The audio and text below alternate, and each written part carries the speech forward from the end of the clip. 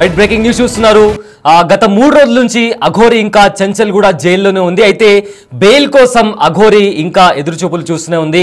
అఘోరి తరపు నుంచి వాళ్ళ కుటుంబ సభ్యులు కూడా ఇంకా ఎవరు కూడా బెయిల్ కోసం ప్రయత్నిస్తున్నట్లు కనిపించట్లేదు. ఈ నేపథ్యంలో 3 రోజుల నుంచి చంచల్ కూడా జైల్లోనే బెయిల్ కోసం అఘోరి వెయిట్ చేస్తుంది. అయితే బెయిల్ పైన అఘోరి సోదరితో బిగ్ టీవీ టీం కూడా మాట్లాడింది. ఎక్కడ కూడా బెయిల్ అందించే ప్రయత్నం కూడా ఎక్కడ తీసుకుంటున్నట్టు అనిపించట్లేదు. అదేవిధంగా వర్షిని ఎక్కడ ఉందో కూడా తెలియట్లేదు అని కూడా అఘోరి సోదరుడు చెప్పాడు. అదేవిధంగా అఘోరిని కూడా జైల్లో ఎవరు పరామర్శించలేదు, వాళ్ళ కుటుంబ సభ్యులు కానీ మరెవరు కానీ కూడా అఘోరిని పరామర్శించలేదు. అయితే అఘోరి కోసం అఘోరికి బెయిల్ ఇప్పించడానికి పీపీ కూడా ప్రయత్నాలు చేస్తున్నారు. ఎందుకంటే కోర్టులో న్యాయవాదిని ఎవరైనా పెట్టుకుంటారని అడిగిన పక్షంలో అంత స్తోమత లేదు అని చెప్పి కూడా అఘోరి చెప్పింది. ఇదే నేపథ్యంలో ప్రభుత్వం తరపున పబ్లిక్ ప్రాసిక్యూటర్ని కూడా అఘోరి కోసం అపాయింట్ చేయడం జరిగింది. పబ్లిక్ ప్రాసిక్యూటర్ అఘోరికి బెయిల్ ఇప్పించడానికి కూడా ప్రయత్నాలు చేస్తున్నట్టు తెలుస్తుంది. ఇకపోతే మరోవైపు జైల్లో అఘోరి మొదటి రోజు అలానే 2 రోజు కూడా కాస్త రచ్చ చేసినట్టు అనిపిస్తుంది. అరుస్తూ కేకలు పెడుతూ వర్షిణిని తనతో ఉంచాలని చెప్పి కూడా కాస్త హంగామా చేసినట్టు కూడా మనకు వచ్చిన సమాచారం. అయితే వర్షిణిని తన దగ్గరకు రప్పించుకోవాలంటూ కూడా కేకలు పెడుతూ హంగామా చేస్తూ కూడా కాస్త ఒక కైండ్ ఆఫ్ రచ్చ చేశాడు అని కూడా మనకు వచ్చిన సమాచారం. ఇదే నేపథ్యంలో అఘోరిని సీసీటీవీ పర్యవేక్షణలో సీసీ కెమెరాలు పెట్టి ప్రతి క్షణం అఘోరిని పోలీసులు మానిటర్ చేస్తూ వచ్చారు.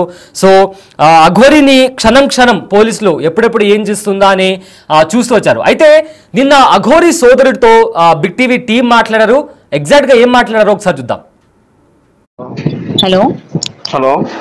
హలో గౌతమి నుండి బిగ్ టీవీ నుంచి కాల్ చేస్తున్నాను.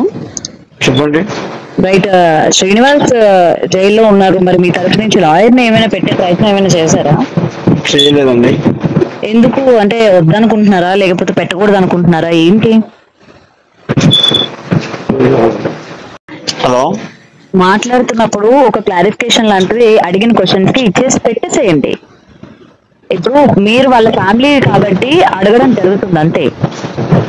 కరెక్ట్ అండి, నేను తర్వాత కాల్ చేస్తాను. వేరే కాడ ఉన్నా. కాదు ఒక్క దానికి ఆన్సర్ చెప్పండి. హలో అయితే మీ తరపు నుంచి మీ బ్రదర్ ని బయటికి తీసుకురావడానికి లాయర్ని ఏమైనా పెడుతున్నారా? ఇంకా పెట్టలేదు మేడం, నేను ఇంకా ఆడికి రానేలేదు. కాదు, వర్షిని మీతోనే ఉంటానంటుంది. తెలియదండి, ఇంకా మనకేం తెలియదు. పెట్టుకోరా మీతో పాటు? తెలియదు అంటే మీకు ఏం తెలీదు? ఆయన జైల్లో పెట్టారన్నది తెలీదా లేకపోతే అమ్మాయిని ఎక్కడ పెట్టాలన్నది తెలీదా? తెలియదు. ఆయన జైలుకి వచ్చింది తెలిసే కానీ మనకి ఇక్కడ ఏంటిదన్నది తెలియదు. ఇంకా మనకేం తెలియదు. నార్మల్ గా వెళ్ళారా, చూసారా పోనీ మీ బ్రదర్ ని? లేదు చూడలేదు మేడం, నేను తర్వాత చేస్తాను మేడం, మీరు ఆగండి. మీరు ఆగండి కాదు, అడిగినప్పుడు చెప్పండి. అరే నాకు వేరే పని మీద ఉన్నాం.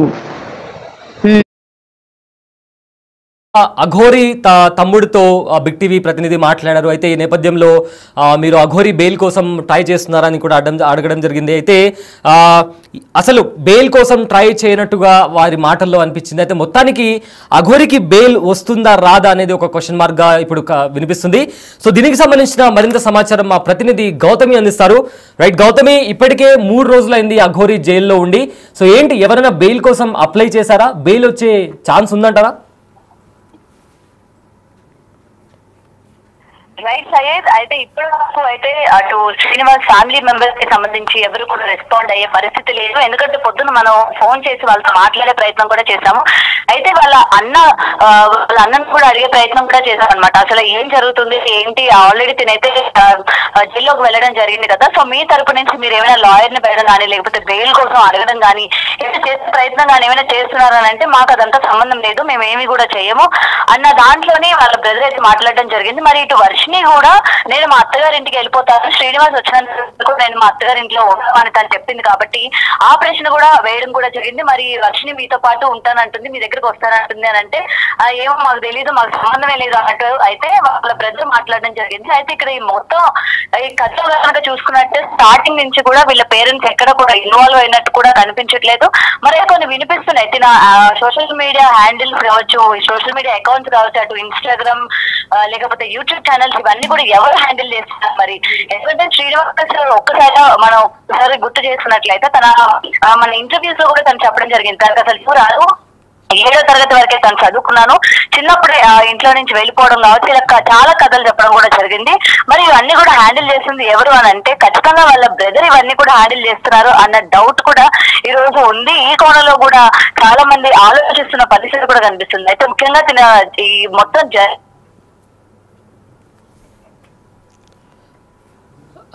కావచ్చు, ఇంటికి తీసుకువెళ్ళాలని కూడా లాస్ట్ టైం మనతో పాటు మాట్లాడినప్పుడే వర్షిని కూడా చెప్పడం జరిగింది. నేను వాళ్ళ అమ్మ వాళ్ళ ఇంటికి వెళ్ళాను, వాళ్ళందరూ కూడా మా ఇద్దరు పెళ్లికి అంగీకరించారు, నేను వాళ్ళ ఆశీర్వాదం కూడా తీసుకున్నాను, తర్వాత నేను వాళ్ళతో పాటు ఉంటాను అని కూడా సందర్భంగా వర్షిని చెప్పిన పరిస్థితి కూడా మనకు కనిపించింది. కాబట్టి ఇటు వీళ్ళు నాకు సంబంధం లేదు, మమ్మల్ని ఇన్వాల్వ్ చేయకండి అని పరోక్ష వీళ్ళు చేస్తున్నవన్నీ కూడా తనకి సపోర్టివ్ గా ఉన్నాయి అని చెప్పి కనిపిస్తుంది.